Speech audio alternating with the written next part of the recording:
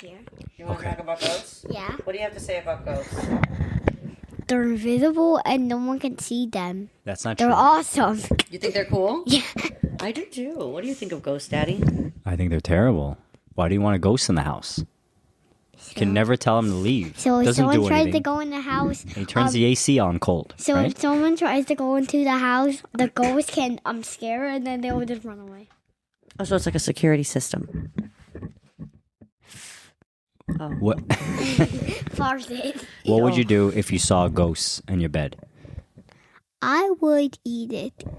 Oh, okay. That's actually not a horror. Oh, he sneezed. Say, God bless you.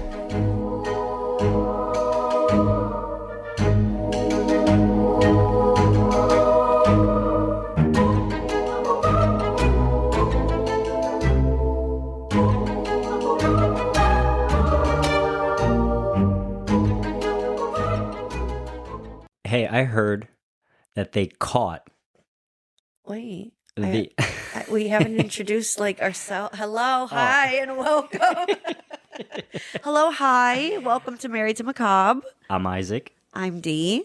and welcome to Married to Macabre, just like my wife just Welcome said. back. And I think I cut Isaac off. So let's Okay, they're used to let's it. get back to it. So let's. I'm What no were you one saying? important. I'm just outside. I'm just like background noise. You're not. Tell me. Who'd they catch? Didn't they catch Jack the Ripper? No. They didn't catch. Sorry. It's fine. I was like, what was his name? Jack the Ripper. Okay, so yeah, his name was Jack the Ripper, and no, they did not officially catch him. They didn't catch him? I thought No. they said they caught him and he was a barber. So there's always been speculation that he is a barber. There is a book that came out from a scholar who's like been obsessed with the case forever, and he presented evidence that there was DNA found on a shawl on one of the victims, and that DNA matches a distant relative of this guy that they've suspected for a very long time. But there's no connection to I mean, the rip. yes, but I just think they're afraid to pin a name on it, considering it's been so long and nobody can really defend themselves. I think, and there's no definitive essay. What? There's no definitive DNA evidence or evidence at all. So I think that's why they haven't closed it. But do I think it's that guy? Absolutely. I really do. But I mean, whatever. So no, they didn't catch him. That's some bullshit. It was very upsetting. So he's still there. No, he's dead. He's dead. He's still at large. Like, no, man. Yes, he's It's been 90 years, dude. been dead for quite some time, but we don't know who he is, so that's horrible. But yeah, no, you looked really excited. I know you look very disappointed, and I'm Wait a minute. very sorry. I got something for you. I didn't do any research, but I I had heard from hoid. somebody. I hoid from somebody who They hoid. got the Ripper, right? You're like, no, man. Oh, bro, sorry about that. Sorry. To all my Anyways. viewers, they got excited With you, with me I'm sorry again. to be the bearer of bad news again. No, Jack we the Ripper. still don't know who Jack He's- the Ripper is. He's still out there. He's still out there and terrifying. So, how was your weekend? It was wonderful. It was good. Was- Went to a carnival. Yes. Spent some time with the family. We had our children's school carnival, which I'm sure a lot of people can relate to. Yeah, it was good. It was interesting. It's always a good time. It was. And you know what? It made me wonder, did any murder mystery, like famous murder, happen in any carnival? That's oh my interesting, God. right? So I fucking hate carnivals. They freak me out. Everybody knows that. Everything about carnivals freak me out. Not just school carnivals, just carnivals in this carnival general. wasn't- It still creeps me out. The lights, the music, the people, like it's something about a moving carnival Yeah. makes me really uncomfortable. I don't know. I've never liked it. Even as a child, I used to freaking hate like the youth fair, all that. I hated it. So I don't know. It's really weird. You love the food, but oh my God, do I love the food. The alcohol, the Well, cheap alcohol. The beer's great, but I don't know of any murders that occurred at a carnival, but I know of a true crime case that ends up with a body at a carnival. A body? Yeah. What? They got crushed from the rides? No, it's not. I know a lot of those. Yeah. I know a lot of. Those are tragic. They're horrible. I hate ride. But I know like whenever we go to theme parks, I'm always like, oh my God, you know how many people died on that ride? That's not even morbid curiosity. That's me just being afraid of mechanics. I'm always like, no, I prefer to understand the statistics because I'm putting my life in the hands of a robot. So no, Seriously. I'd like to know the statistics. And I want to know who built it. I want to meet the guy. Yeah, I want to know what kind of testing, Could how you long has it been imagine around. The guy that's checking your ticket is the guy that Dude, built I it. don't know. Oh my God. No, can you imagine the guy that took it? Bro, I don't know. It's like, I'm just asking questions. So Yeah. So yeah, here we are. So yeah, I know a Survive. lot. I do know a lot about those, but no, this one was just a body at a carnival. Oh, It was well, like that's no fun. Well, it is. It's weird. It's a mannequin. A mannequin? Yeah, Yeah. but then it turns out it wasn't a mannequin. It was a real body? Yes. How do you confuse a real body? It's so old that it's like mummified. Oh, shit. But it's like a real body. And they just like glanced at it and were like, hey, that's just. Yeah, it has like a red. I should find a picture. It's so scary. The flesh had turned like a red color. Did it they looks never, like plastic. Did they never find it? And is that why it's been there for so long? Or I did you have just to always research confuse it as a it. mannequin and just No, nobody no, ever picked it up? It had been used as a mannequin for like years. It's been used as a mannequin. I thought they just like kind of like neglected it. No, it was, it was on like a ride. It was part of a ride. And you're riding along a mannequin? No, Or what it's was like hanging in a ride. Like it's one of the mannequins hanging in the ride. Wait. You're like very confused. I'm not confused. You're confused. I'm the one who knows the case. But you don't who know what I'm rides talking a about. ride with mannequins? I've Baby. never ridden a ride with a mannequin. Maybe like the mannequin's not like in the car with you. Oh, what are you talking about? I was like, what are you talking about? Like, They're hanging like from the ceiling in like a creepy part. Like, do you remember Mr. Toad's Wild Ride no. in Mr. Toad's Wild Ride? No. in Disney World? What was this, in the 80s? Yeah. No, it was in New York, baby. That's It was in true. the snow. That's true. I was in Disney World. I didn't discover Having the time Disney of until the my fucking 90s. life. Yeah. So it's like carny rides. It's like a carnival ride that's traveling. Like it's like in a cheap ride, and it's supposed to be like the one remember that Zachary and his best friend went on. Oh, yeah, the And scary one. And when they came out, they both looked like they had seen the seventh circle of hell. Like they looked like they were shot. Yeah, I remember It was that, like, yeah. it's a ride like that. So one of the scenes in there is like cardboard cutouts. Well, in this ride, it was like mannequin limbs and stuff hanging. Turns out one of the mannequins was like a super old mummified, like way. Western criminal. A criminal? Yes, it's like really weird. No, I never At heard some of this. point, his body was sold for like a nickel. It's something crazy. And was that like a lot back then for what they sold it for? I would hope so. One would hope. I don't think so. Well, he is a criminal. They're probably like, hey, I'll give you a nickel for this, Louis. Yeah, they probably thought it was a fucking mannequin. I don't know. So I don't know. We have to research that one. That's gonna be an episode The because nickel I mannequin. actually can't stand that case. I think it's fucking weird. I don't like that. but Yeah, I don't really. You just telling me about it kind of like upset me. I don't know why. It's just because it's just mistreatment of a corpse at that point. Like Yeah, it's I like know. he was a criminal. He's not great, but like Sure. doesn't mean you gotta like abuse his No, of body. course, It's yeah. fucking weird. Well, he was famous. No, he was on the ride. No, I mean His nobody body knew, had a good but time. nobody knew. Oh. But nobody knew. Anyways.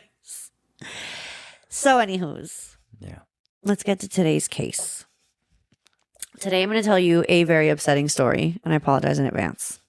Okay. Okay, I really do. It's not very happy at all. Not that any of our stories are happy. I was but just gonna it's say, like, as opposed to last. this time one's like where really we're- bad. This one's like I tried not to, but I had to get to this one. So today, we're going to talk about someone who tried to pull like a Nightmare Before Christmas level Halloween cancellation. What? Yes. A Grinch? The Grinch, but Grinch. like for Halloween. Today, we're going to talk about the reason why parents think that Halloween candy is poisoned. Hmm. So, the cultural roots before Halloween. So, like before our modern idea of Halloween. So, long before trick or treating, and I promise you this is important. Long before trick or treating, American and European folklore included warning signs about dangerous outsiders, tainted food, and malicious gifts. This was all like very, very prominent in folklore throughout America, throughout Europe, well before trick-or-treating and like costumes and all that. So these stories primed later generations to believe that stranger danger might contaminate treats. Yeah. Like if a stranger gives you candy, it could be a problem. That's kind of like where it started all the way back then. So by the mid 1900s, Halloween shifted from neighborhood parties to children going door to door.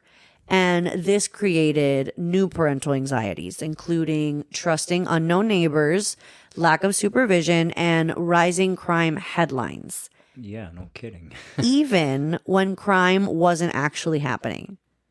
So there were like salacious headlines always around like Halloween, which I believe because I feel like there still are. Yeah. So folklorists identify this as the moment that, quote, stranger danger framework became prominent and started attaching itself to Halloween. So where did this come from? This whole like stranger danger phenomena. And in the 1960s, the myth about Halloween exploded after several newspapers in the 1960s published sensational and unverified stories suggesting that strangers were handing out poisoned candy. Also, they claimed apples might contain razor blades, which I had heard this one. You never heard that one? The razor blade? No. Yeah, which I always, even as a kid, was like, how do you not freaking notice like a line in your apple? Yeah. Well, I never got an apple for trick-or-treating. I never heard. But back in the day, like bobbing for apples was a thing. Yeah. And there is a horror movie about that apples. like mocks. I wonder if it was Urban Legend. If not, it's another movie similar to Urban Legend. But that's like something they do to someone. They put razors in an apple. And They have to kid would bite just it. bite into it and then just. Well, it's not a kid in the movie. It's a person, like an adult. But there's always been a myth that there's razor blades in apples. Whatever. So most of these reports, though, were not actual incidents, but just warnings or speculation. But they weren't presented that way. They were presented as like a valid threat. So just like today, people were reading it one time and being like, oh my God, this happened like 100 times. I saw it myself. Like it just turned into a problem. Right. So a lot of people believed that there were people handing out poison candy. So in 1970, New York Times came out with an article. A major turning point came. New York Times ran a widely quoted piece warning parents about, quote, madmen putting dangerous items into Halloween candy and anecdotal reports of poisoning, none of which were verified. So they just like made a story up, basically. This article effectively nationalized the fear, cementing the idea that this was happening, quote, everywhere. Exactly. Everywhere. And then 1974 comes around. What happened? Huh? Where it actually happened, or? We'll get to that. Oh. So then we get to 1974, where we are in Pasadena, Texas, and it's the suburbs, and it's October 31st, Halloween night. Timothy O'Brien is an average American 8-year-old with an average American family. Mm-hmm. And on this average American Halloween night, Timmy and his siblings start getting ready to go trick-or-treating, as most Americans did on that Halloween. Timothy and his little sister, Lisbeth, plan to go out trick-or-treating with their dad, Ronald O'Brien. Their neighbor Jim Bates and the two Bates children joined them. So at around 6 o'clock, the group got together and the two dads start making their way around the neighborhood. Now, this particular night, it was sadly raining a little bit, so the Halloween mischief and door-to-door action was like a little slower than the years before, but they were trying to make the best of it. Yeah. So I would assume it wasn't like a storm. It was kind of like drizzly. Yeah. Kind of like the first day of the carnival. Remember? was So yeah, it's not horrible, but like it's, it'll put a Yeah. damper. So it was kind of like that. So the group starts moving house to house, sticking on the sidewalk, not the usual running around like psychos, like my favorite part of Halloween. They're going house to house when they arrive to a described particularly creepy house. Yeah, approximately located on the 2000 block of, I shit you not, Elm Street? Shady Lane. No way. Swear to God. I looked it up. I'm like, this has to be incorrect. It's correct. It is a house on the 2000 block of Shady Lane in Pasadena, Texas. I swear to you. So the porch light of this house is on. So the kids knock and they kept knocking and no one came to the door. Disappointed, Timmy says, let's go to that house, and runs off to the house next door. The group follows Timmy, but Ronald, the dad, stays behind. A short while later, Ronald catches up with his kids holding 5 21-inch pixie sticks. So like those huge like commercial ones. Yeah. And he handed them out to each one of his kids and one to each bait kid and 2 additional kids that they had just run into while trick-or-treating. Mm-hmm. So now what was 4 kids is 6. 2 random kids, his neighbor's kids, and his 2 kids. The night goes on without a hitch. The rounds are done and the 2 families head back home. They shower. They start getting ready for bed. Timmy is begging to just have one piece of candy before bed. And he keeps asking, and his dad tells him, fine, you can pick one piece. Yeah. And Timmy picks the large pixie stick. Mm-hmm. And he can't get it open because it's sealed with like a large commercial staple. And he's having a really hard time. Like, you know what staples I'm talking about? Like those super thick ones that are like fucking impossible to pry. I hate those. Well, the pixie stick is sealed with this. Yeah. Super weird, but it's also a huge pixie stick. So who knows how they're sealed back then, you know? This is the fucking 70s. We can have a whole episode around the 70s, like in general. So Ronald helps him open it. And he runs off to his room, happy as a clam, and starts to eat it. And shortly after he starts to eat it, he tells his dad, this doesn't taste very good. It's kind of bitter. And Ronald said it's probably old and gave the boy some Kool-Aid to wash it down and get the bitterness out of his mouth. But within minutes, he began vomiting. Oh, no. And then he couldn't stop vomiting. And then he vomited some more. And then he started to convulse. And then he lost consciousness. Oh, my God. Little Timmy, yes. So obviously, mom and dad called 911 frantic and panicked. No idea what the hell's happening to their perfectly healthy, happy little boy. What about the other kids that had the... Well, we'll get to that. So we'll get there, I promise. So he was perfectly healthy trick-or-treating 1 minute, literally, having the time of his life. Now he's at Bayshore General Hospital, and they're telling his parents there is nothing they can do. An 8-year-old Timothy is pronounced dead. Are you serious? Yeah, within an hour. Whoa. Yeah. He comes home from trick-or-treating, and in an hour, he's in a hospital, and he's pronounced dead. Not even like there's nothing I can do, his system's shutting down. Like, he's gone. Yeah. The family is devastated, obviously. Well, yeah. It doesn't make sense. This happy family was just running around their neighborhood, laughing, enjoying, in my opinion, the best holiday ever. And a couple hours after their baby boy is gone, like, that doesn't even make any sense. Like, how does this even happen? So obviously the police start investigating immediately because there's a dead child. Believe it or not, there was a time we cared about children. Just had to throw that in there. No. Here you are knocking the 70s. Oh my God, tell me about it. Anyways, so they question Timothy's parents first, right? They try to get an account of each house that they visited and who they saw. They want every detail about Halloween. Ronald explains the night to them and how Timmy was happy and fine and energetic. And when he gets back to the part where they are home and getting ready for bed, he remembers. He remembered Timmy ate a pixie stick. The pixie stick that Ronald got from that house on Shady Lane. When he's asked about this house, Ronald describes the house as being kind of a turn and a bit uphill. So when you turn the corner to go next door, the house kind of disappears. So he wasn't really sure of the address, but he recalled staying behind because he thought he saw movement in the home. And since trick-or-treating was slow, he didn't want the kids to be disappointed. So he kept knocking and a man opened the door.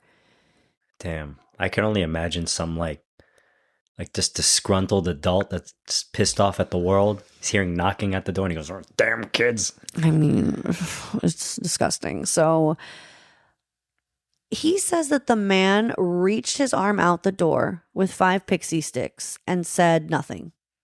And when they asked Ronald what did this man look like, he said he didn't see his face. The man was kind of annoyed and stayed behind the door, kind of just pushed the pixie sticks in Ronald's face like a here, go away now motion that the man vaguely made at him.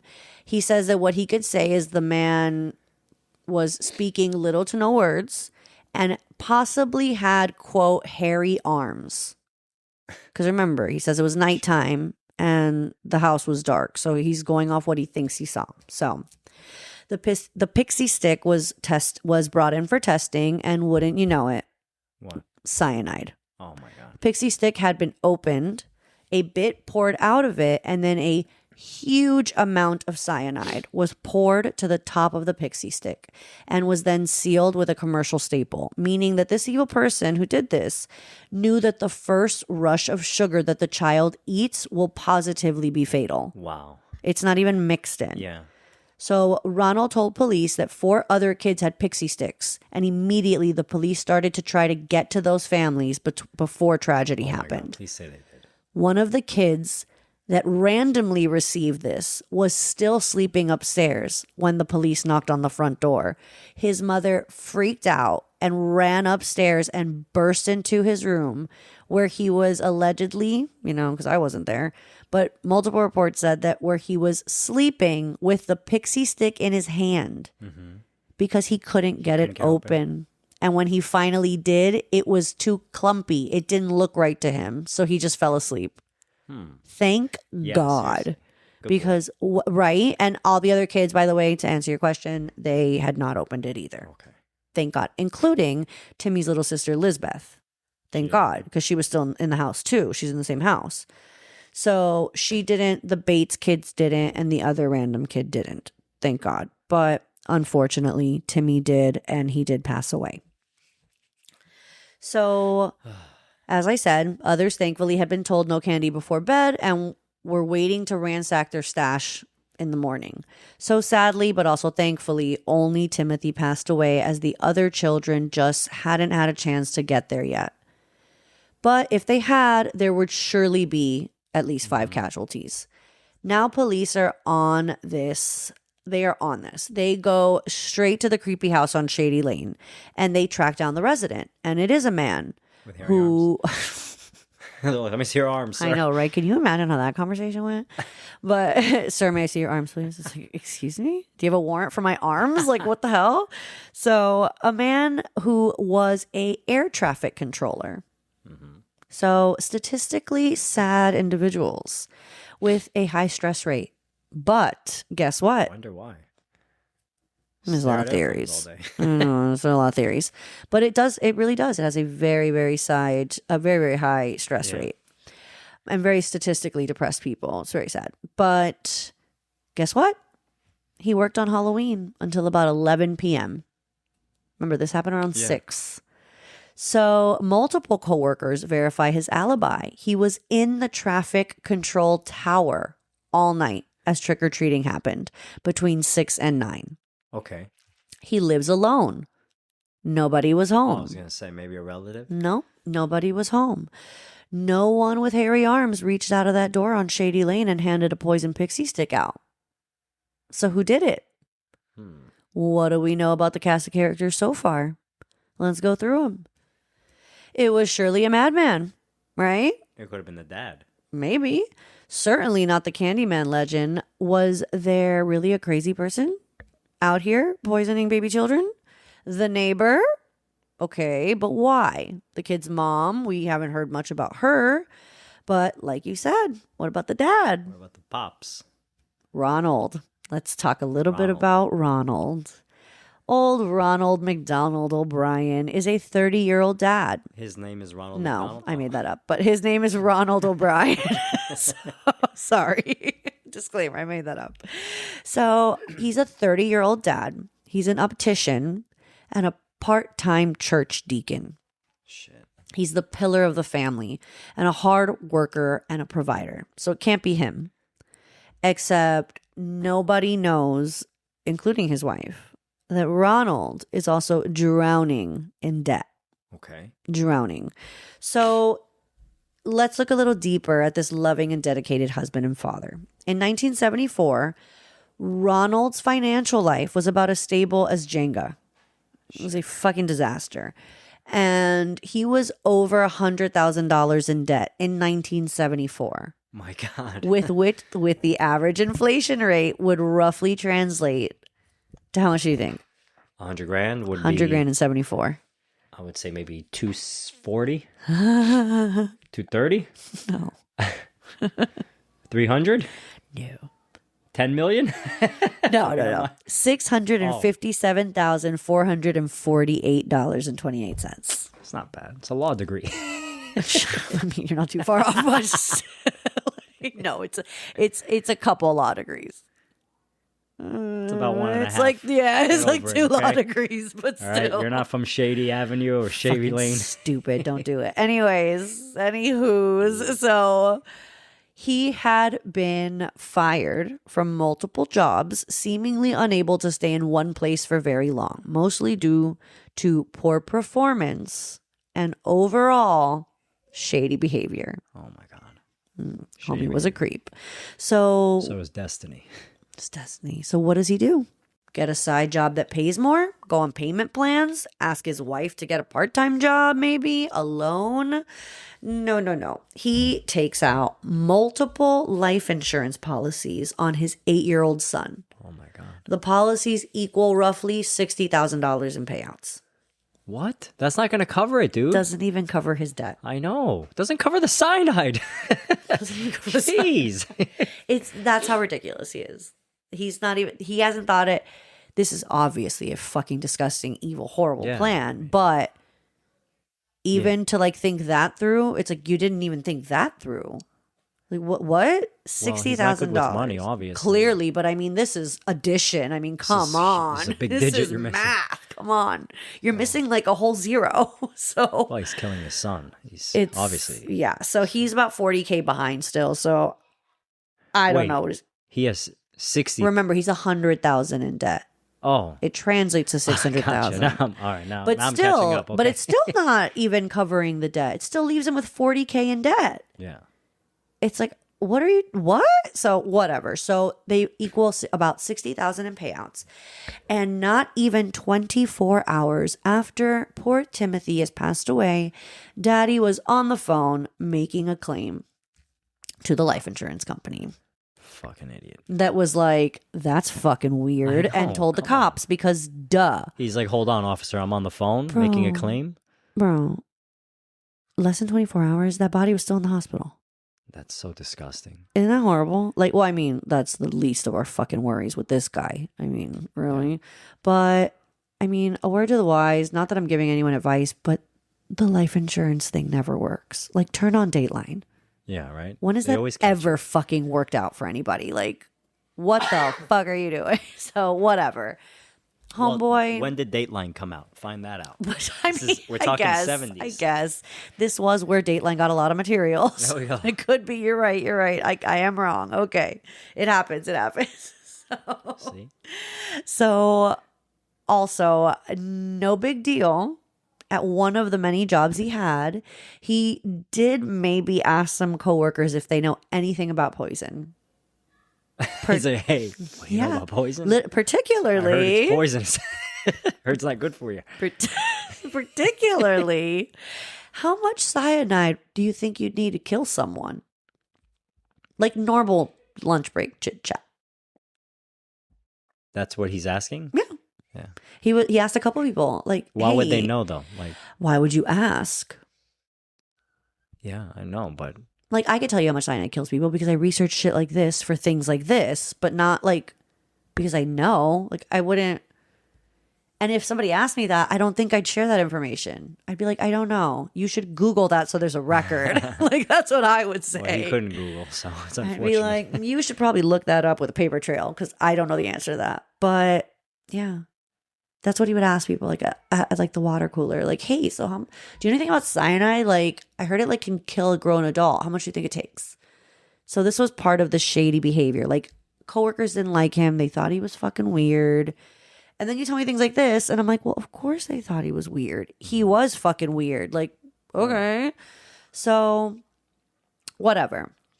He also had recently tried to purchase cyanide from a chemical supply store, but he was denied because he did not have the proper credentials to purchase the cyanide.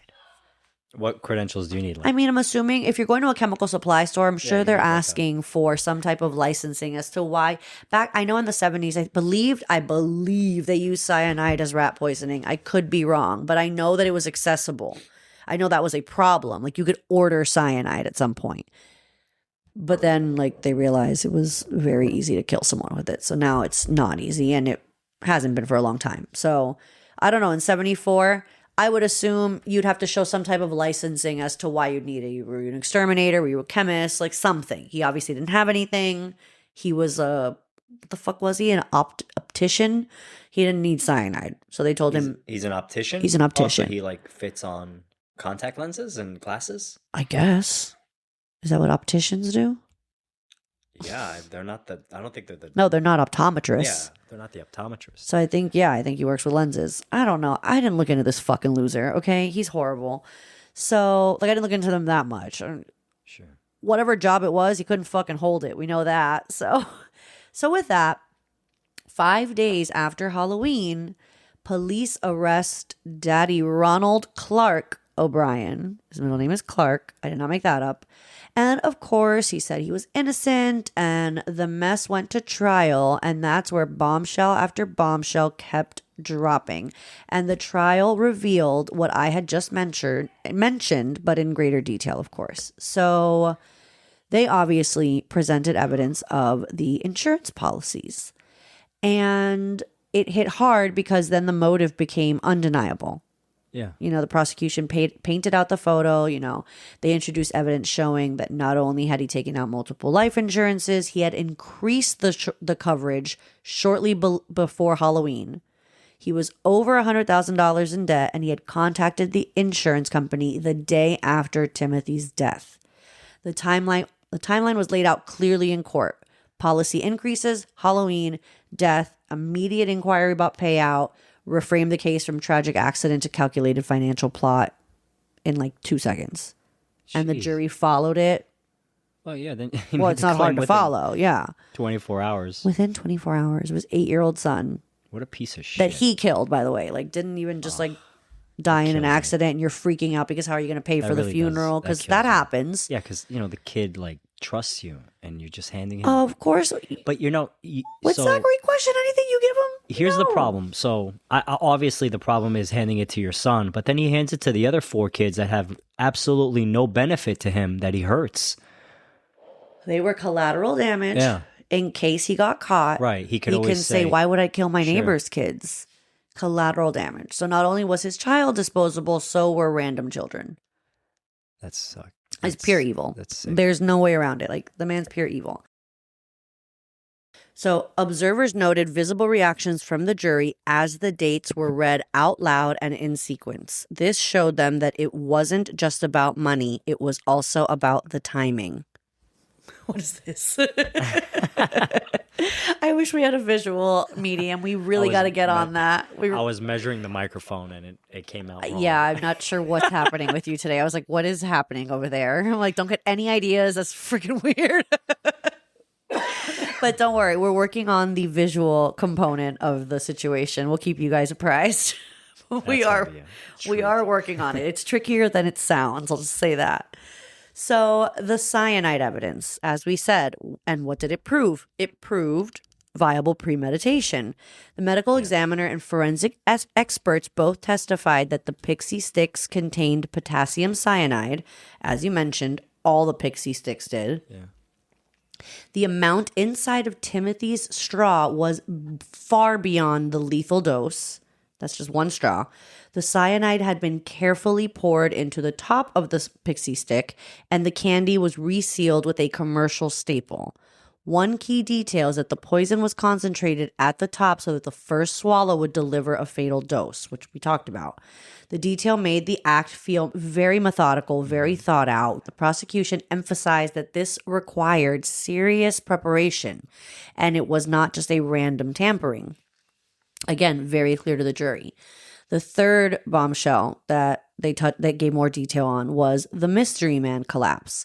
Why it hit hard. It destroyed O'Brien's credibility from the beginning. So O'Brien told police that the man had opened the door slightly and handed him the pixie sticks, but the owner testified in court that not only was an air traffic controller, he was working that night, and multiple people testified that he was working until 11 p.m. Prosecution dismantled the theory in front of the jury. The house was empty. There was no man. There was no door opening. There was only Ronald. And that moment shifted the case from a possibility to a complete fabrication. Yeah. So, again, the coworkers testified that he had asked about cyanide. He asked about it, right? What it showed the jury, it showed them that he had planned it well before Halloween. Multiple coworkers took the stand and testified that O'Brien had asked A, how much cyanide do you think it would take to kill someone? B, asked how it tasted. Yeah. C, asked if they knew where he could buy it. Come on. Hey, do you know what cyanide tastes like? Do you know where I could buy some? It's like, why? Do you have a rat problem? Why would I have tasted it? Like, what? I mean, clearly, if he's asking how much does it take to kill you and have you tasted it, he doesn't know that, like, a pinhead can kill you. But, like, okay. So, clearly. So, a chemical supply employee, as we mentioned, testified that O'Brien had tried to purchase cyanide weeks before Halloween, but he refused him. The timing, again, mattered. The poison questions came before Halloween. The insurance increase came before Halloween. The death came on Halloween. The narrative of premeditation became undeniable and very clear, and thankfully there were also attempted murder charges for the children you had mentioned. And why those counts hit home and why they hit the juries hard, because it showed on paper that he had risked the lives of other children, which some people forget. And you had brought up, not only did we lose one boy, but you're saying that this man collaterally put up 4 other children. For what? Mm-hmm. So the prosecution emphasized that O'Brien did not just poison his son Timothy. He gave identical poison sticks to 4 other children. One child had difficulty getting the candy out because it had clumped, and that likely had saved their life.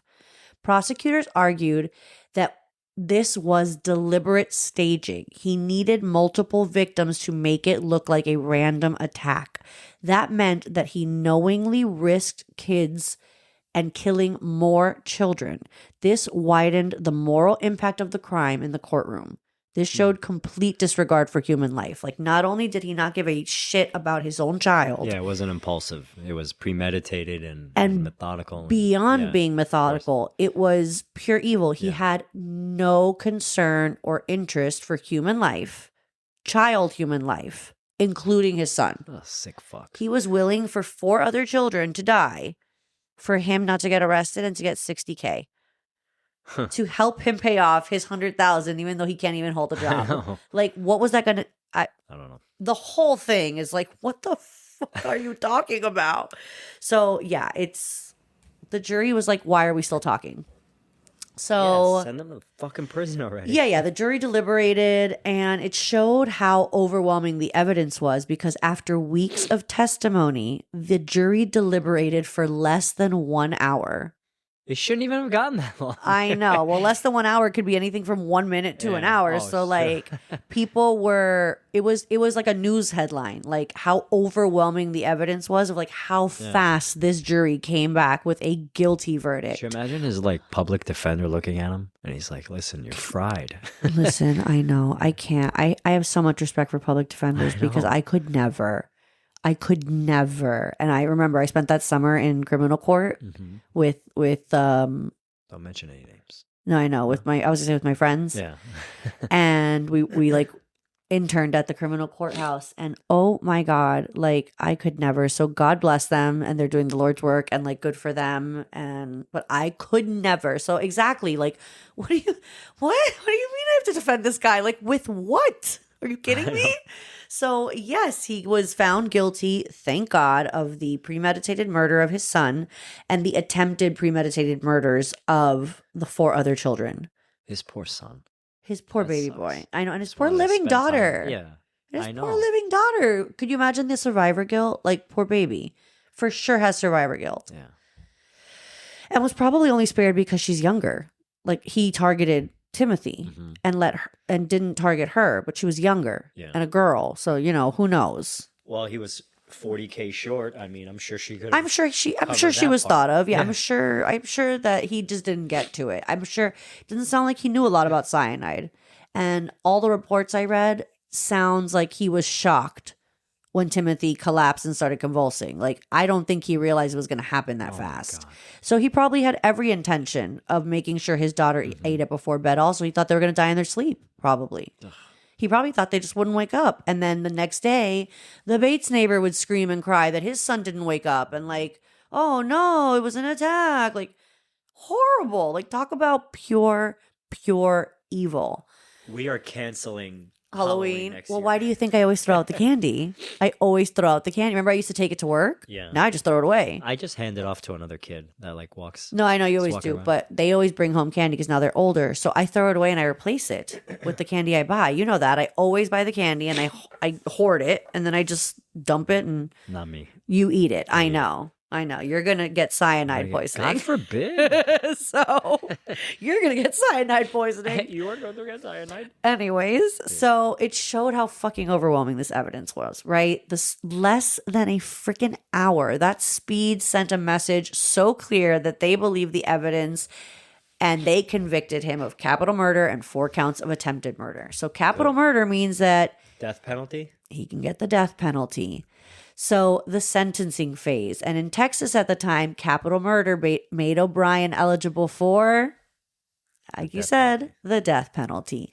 And the prosecution argued that the crime was carefully calculated and committed for a financial gain. The victim was a child and it involved deliberate poisoning. And I don't know if you remember when we talked about it way back in episode 1. Most likely not, but go ahead. Remember I told you about aggravating factors, the difference between like first degree murder and capital murder. And it's like murder during a felony is, automatically in some states. Like that is what I'm talking about here. So these are factors that Texas would use at the time to determine if your crime was eligible for the death penalty. One of the factors is the victim is a protected class, which is elderly, children, disabled, things like that, particularly children and elderly. That's why like elderly abuse gets like pretty serious sentencing. Well, I don't know. Like that's like if you abuse an adult, if you abuse an elder, If you beat up an old guy, you get a larger Honestly, longer yeah. sentencing than if you were to Yeah. fight a guy pretty your much age. if you fight like a 40-year-old, Well, that makes sense. you're fine. Yeah. But like if you punch a 60-year-old and they want to go after you for elderly abuse, you can get a pretty bad sentence because it's a protected class. So whatever. Back in the day, So you see, you can't beat me up. me? I'm a protected class. No, you're not elderly. You're a year older than me. Relax. I could beat you up as much as I want. I could still beat you up. I can still beat you up. So in Texas at the time, like I said, so it made him eligible. And I mean, if you ask me, thankfully, the jury sentenced him to death. Even after conviction, O'Brien maintained that he did not poison the candy and that a stranger was responsible. He never confessed. And that obviously kept this story going and really added to the Candyman myth, Yeah. right? That the candy is poisoned. And he maintained his innocence and he refused to admit it all the way up until when he was put to death by lethal injection on March 31st. On March 31st, 1984, after being convicted of murdering his 8-year-old son and poisoning Candy with cyanide. He became the infamous murderer and often referred to as the Candyman murder Really? and tied to the fears around tampered Halloween treats. and led to the urban legends we still tell today. Has nothing to do with a mirror and saying his name 5 times. No, that's another myth. Candyman. You know that myth. That's a good one. But no. Sorry. Every fucking time. Every time. So yeah, isn't that crazy? So that's where the story of poison candy comes from. So that's why we check the candy. So, well, I don't check shit. That's why I throw away candy. But Some of that candy you throw away is good stuff. I'm sure none of it is Chill, poisoned. okay? I'm sure none of it is poisoned. Well, you're never- funny enough, If he sealed it, how did he seal it he professionally? didn't seal it professionally. He He, just used a stapled- commercial staple. Oh, he He just stapled it. fucking stapled it with That's a right. massive staple. It's ridiculous. And he goes here. Yeah. Oh. But they're kids. Yeah. 9 years old. But as an adult, you got it, and you see it was tampered with, and you still Of- hand it to the kids. Yeah, But it's him. right. He handed it to No, I his know. I'm kids. The saying, other ones like, didn't have yeah. it. You know what I mean? Like the parents said no. Yeah, Hadn't no, looked at it yet. Of course. Isn't that crazy?